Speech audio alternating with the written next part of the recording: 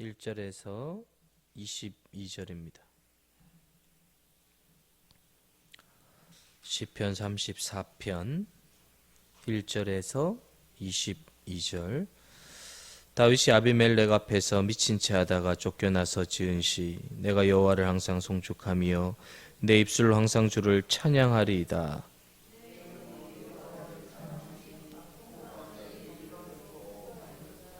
나와 함께 여호와를 광대하시다 하며 함께 그의 이름을 높이세.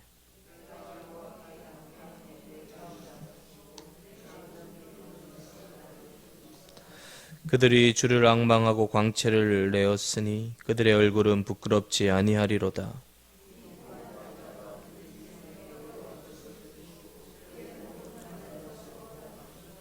여호와의 천사가 주를 경외하는 자를 둘러 진치고 그들을 건지시는도다.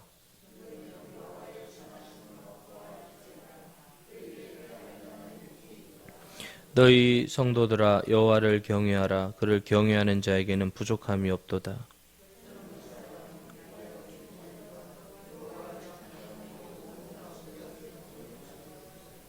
너희 자녀들아 와서 내 말을 들으라. 내가 여호와를 경외하는 법을 너희에게 가르치리로다.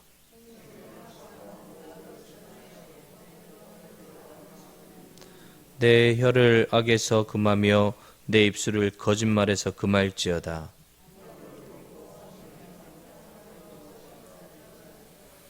여호와의 눈은 의인을 향하시고 그의 귀는 그들의 부르짖음에 기울이시는도다.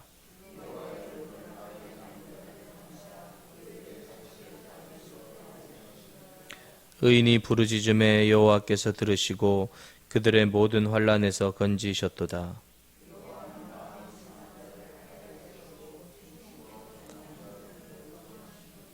의인은 고난이 많으나 여호와께서 그의 모든 고난에서 건지시는도다.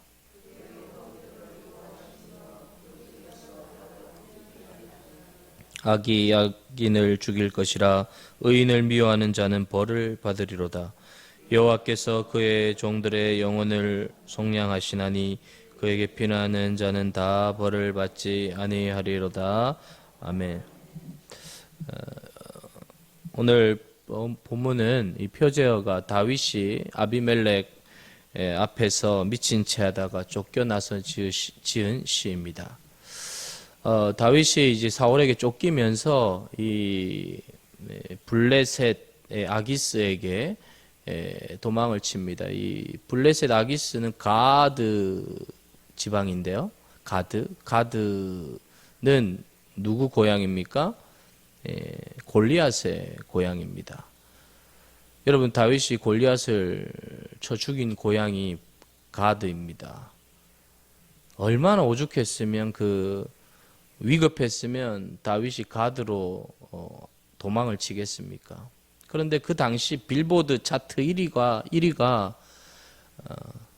사울은 천천히요 다윗은 만만이로다. 이 노래를 만들려고 제가 고민을 했는데 사울은 천천히요 다윗은 이게 빌보드 차트 1위였어요. 그러니까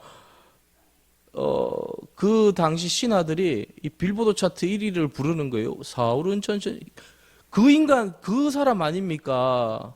그러니까 쫓아내자.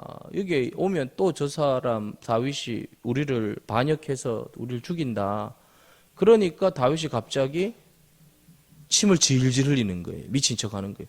침을 질질 흘리면서 그렇게 해서 이 가드 왕이 아기스가 쫓아내는 거예요. 다윗을. 저 미친 놈을 왜 데려왔냐 하면서 쫓아내는 거예요.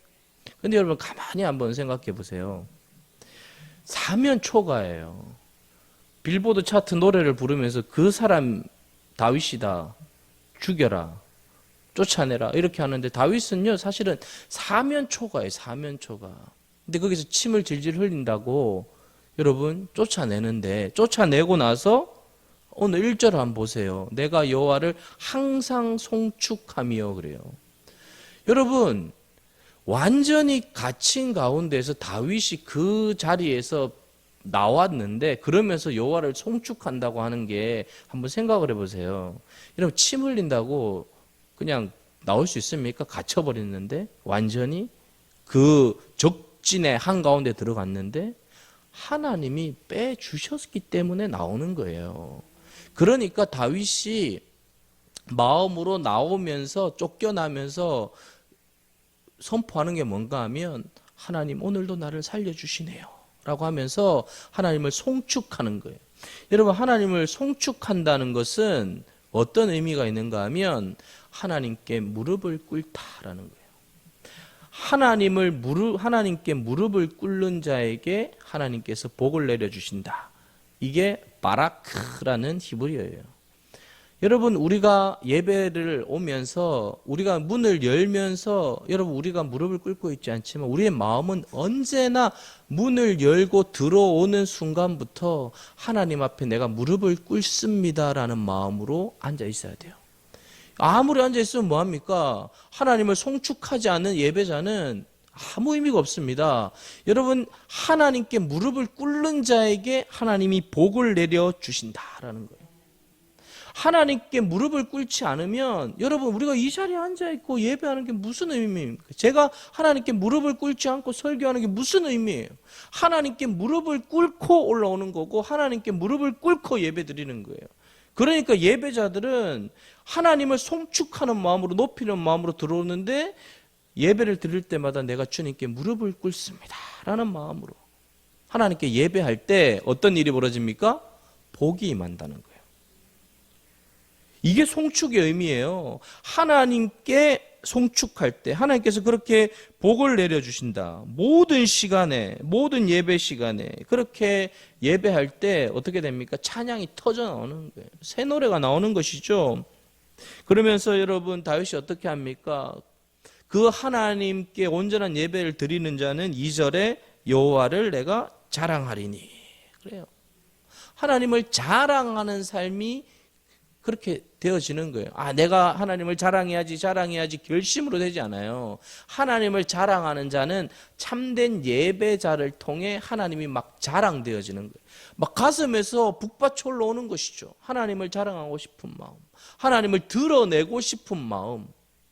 여러분, 밋밋한 마음으로는 안 돼요. 근데 여러분, 누가 이 기뻐하고 있습니까? 공고한 자들이 기뻐한대요. 여러분, 성공만 하는 사람은요 별로예요. 성공만 하는 사람은 별로예요. 좀 이렇게 미친 척하고 무너지고 쫓겨난 사람들, 공고한 자들이 다윗이 침 흘리면서 쫓겨나면서 건져낸 거 보니까 공고한 자 누굽니까? 완전히 밑바닥에 떨어진 자들, 완전히 망가진 자들이 기뻐해요. 왜? 나도 건져주시겠구나. 나도 건져주시겠구나. 완전히 쫄딱 망한 사람이 다윗 보면서 침 질질 흘리는 다윗 보면서 소망을 갖는 거예요. 다윗도 저렇게 미친 척하고 건져주셨는데 나도 건져주시겠구나. 나도 건져주시겠구나. 그러면서 막 기뻐하는 거예요. 자랑하는 거예요. 그러면서 여러분 어떻게 합니까? 나와 함께 여호와를 광대하시다. 여러분 끝이 없다는 거죠. 여러분 이 광대하심을 경험하는 거예요. 나의 잘남, 나의 능력 이게 아니라 점점 삶의 현장 중심에서 하나님의 광대하심이 막 드러나는 거예요.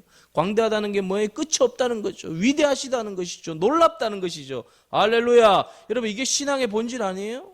여러분 하나님이 점점 드러나고 하나님이 점점 나타나고 하나님이 점점 나의 삶을 다스리시고 이끄시는 것이 느껴지는 것이죠. 하나님이 드러나는 거예요. 광대하시는 거예요. 그러면서 주님을 높이는 것이죠. 여러분 높이면서 어떤 일이 벌어집니까? 기도에 확신이 드는 것이죠. 내가 간구함에 주님이 응답하시고 두려움에서 나를 건지셨도다. 여러분 기도는요, 중언부언 이런 게 아니에요. 하나님 앞에 꽂히는 거예요. 우리가 여러분 이 자리에 앉아서 주님을 부를 때 이 시간은 카이로스 시간이 되는 것이고 특별한 시간이 되는 것이고 여러분 하늘의 보좌에 다 꽂히는 거예요. 그것이 주님의 기가 막힌 때에 응답이 되는데 여러분 다 이루어지는 거예요. 새벽에 제단에 쌓아 올린 기도를 한 사람의 인생과 여러분 그렇지 않은 사람의 인생이 똑같다면 말이 안 되는 거예요. 새벽에 제단을 쌓으며 하나님 앞에 엎드리며 기도한 그 가문과 자손과 여러분 가정을 하나님께서 축복할 수밖에 없습니다. 어떻게 그냥 똑같을 수 있어요? 다르죠. 여러분 그렇게 하나님께서 복을 내려주시는 거예요. 여러분 그러면서 5절에 뭐라고 합니까? 그들이 주를 앙망하고 광채를 내었대. 앙망은 뭐예요 여러분? 완전히 그것만 쳐다보는 거예요. 여러분 그냥 이렇게 대충 보는 거하고 그것만 뚫어지게 쳐다보는 건 달라요. 다윗은 언제나 주를 앙망했어요. 여러분 교회 올 때 사람을 쳐다보지 마세요. 주님만을 앙망하십시오. 주님만을 쳐다보기로 작정하십시오. 다른 것들 보지 말고 주님만을 앙망하세요. 그랬더니 어떻게 합니까? 광채가 난다는 거예요. 빛을 내주신다는 것이죠. 하나님께서 빛을 내주신다는 거예요. 공고한 6절에 보면 공고한 자가 부르짖음에 여호와께서 들으시고 모든 환난에서 구원하시는데 어떤 놀라운 일들이 일어납니까? 7절 같이 읽겠습니다. 시작. 여호와의 천사가 주를 경외하는 자를 둘러 진치고 그들을 건지시는도다. 여러분 주를 경외하는 자를 천사가 둘러 진친대요. 여러분 7절까지 오면서 어떤 일이 벌어집니까? 무릎을 꿇고 주님만을 쳐다보기로 작정하고 자랑하니까 결국 진정한 경외하는 사람이 나오는 거예요. 그냥 내가 경외하겠다 이거는요 그냥 한순간에 내가 앉아서 경외해야지 되는 게 아니에요. 모든 삶이 받쳐지고 이루어지면서 만들어지면서 결국 그 사람의 삶 자체가 예배자가 되는데 그 사람을 통한 진정한 경외가 이루어지는 거예요. 한순간에 여러분 어떤 사람이 알지도 못하는데 누구한테 와가지고 회사 사장한테 가가지고 기업 그 회장한테 가가지고 나 당신 존경한다고 나 당신 경외한다고 이야기하면 그걸 받아들이는 회장이 기업 사장이 누가 있어요? 여러분 그 사람을 지켜보면서 말단 사원으로 들어와서 정말 그 사람이 회사를 위하여 충성하고 그 사람이 회사를 사랑하는 모습을 다 지켜본 가운데에서 정말 CEO를 오너를 정말 존중하고 이 사람의 회사 철학과 그 모든 마인드들을 존중하면서 하는 모든 과정을 지켜본 다음에 정말 중요한 직책을 맡길 그 결정적인 순간이 왔을 때 그 사람이 딱 이야기합니다. 나는 이 회사를 사랑하고 당신의 경영 마인드를 존중합니다. 그 오너는 이 사람의 모든 것들을 다 보았기 때문에 나는 너를 신뢰한다 라고 하면서 중요한 직책을 딱 맡기잖아요. 여러분 그렇지 않은 사람한테 그런 걸 맡기고 그렇게 합니까? 그렇게 하면 그 회사 망하는 거죠. 인사가 만사인데 사람 한 번 잘못 세우면 그냥 끝나는데 그렇게 맡기는 거예요. 하나님을 경외하는 것은 내가 그냥 예배 나와 한순간 가슴이 뜨거워져가지고 주를 경외합니다 이게 아니에요. 정말 매 순간 어떤 상황에서든지 정말 하나님을 향하여 그런 마음을 가진 자들. 그럼 어떻게 합니까? 하나님이 천사들을 뺑 눌러가지고 진을 쳐가지고 그의 삶을 인도해 주시는 거예요. 여러분 한번 생각을 해보세요. 여러분들이 이 전을 나아가서 길거리를 돌아다니는데 여러분 천사가 여러분을 뺑 둘러싸서 눈이 안 열려서 안 보이지. 천사가 계속 둘러싸서 여러분 탁 총을 차는지 칼을 차는지 뭐 화살을 차는지 모르겠지만 딱 둘러가지고 여러분을 보호하면서 딱 다닌다고 생각해 보세요. 여러분 청와대 여러분 대통령 가는데 보디가드가 여러분 딱 이렇게 해가지고 뭐 이렇게 보고 다 돌아다니고 있는데 와 대단. 청와대 정도가 아니에요. 천사가 딱. 할렐루야. 저는요 그런 기도를 해요. 우리 세길교회 성도들, 우리 장로님들, 권사님들, 하나님 천사가 보호하여서 어떤 일도 당하지 않게 하여 주시고 안전하게 보호하여 주시옵소서. 7절이 은혜가 되는 거예요. 은혜가 쫙 이렇게 둘러진치고 이 단어가 은혜가 되는 거예요. 쫙 눌러서 진을 쳐주신다는 거예요. 할렐루야. 근데 8절에 여러분 중요한 단어가 있어요. 같이 읽어볼까요? 시작. 너희는 여호와의 선하심을 맛보아 알지어다. 그에게 피하는 자는 복이 있도다. 여러분 국을 끓였어요. 국을 끓이면 여러분 어떻게 합니까? 처음에 권사님들, 집사님들 원샷 합니까? 한번 떠가지고 맛을 봐요. 국 이렇게 살짝 떠가지고 맛을 봐요. 원샷 하는 분 없어요. 국 끓여놓고. 왜 맛을 봅니까? 꼭 한번 맛보면 끝난 거예요. 다 본 거예요. 여러분 우리는 하나님을 그렇게 맛을 봐야 돼. 자 여러분 엄청난 음식이 있어요.